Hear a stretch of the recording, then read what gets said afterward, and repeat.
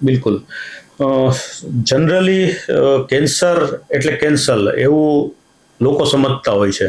તો હું આપની પાસેથી એ જાણવા ઈચ્છીશ સાહેબ કે કેન્સર એટલે શું? એની આપણે લોકભોગ્ય લોકો સમજી શકે એવી વ્યાખ્યા કરવી હોય તો શું કરી શકીએ?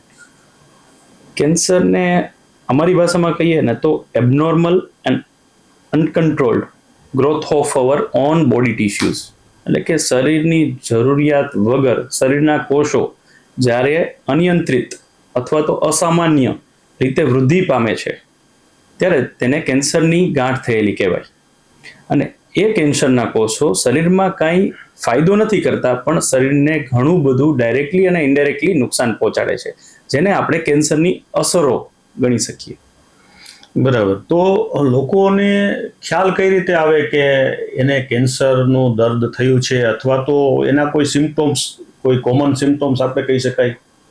ચોક્કસપણે કેન્સરના લક્ષણો એટલે કે સિમ્ટમ્સ જાણવા જરૂરી છે, જેથી આપણે પેશન્ટનું વહેલી તકે નિદાન કરી શકીએ અને એની પ્રોપર ટ્રીટમેન્ટ કરી શકીએ. કારણ કે એક વસ્તુ હકીકત છે કે કેન્સરનું નિદાન જેટલું વહેલું એટલું જ એનાથી બચવું સહેલું.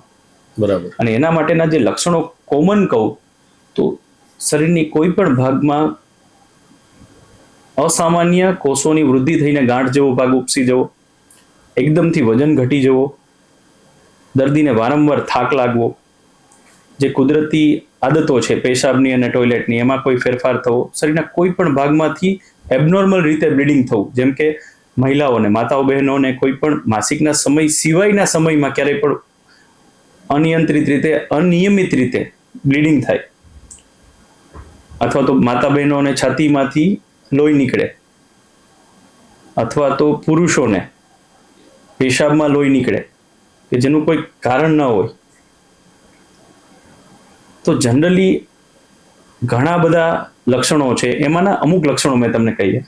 અને ઘણા બધા લક્ષણો ઓર્ગન સ્પેસિફિક હોય, જેમ કે મોઢાનું કેન્સર છે તો મોઢાના કેન્સરના અમુક લક્ષણો હશે, જેમ કે મોઢામાં ન રૂજાતું ચાંદું, અથવા તો શરીરના કોઈ પણ ભાગમાં ન રૂજાતું ચાંદું.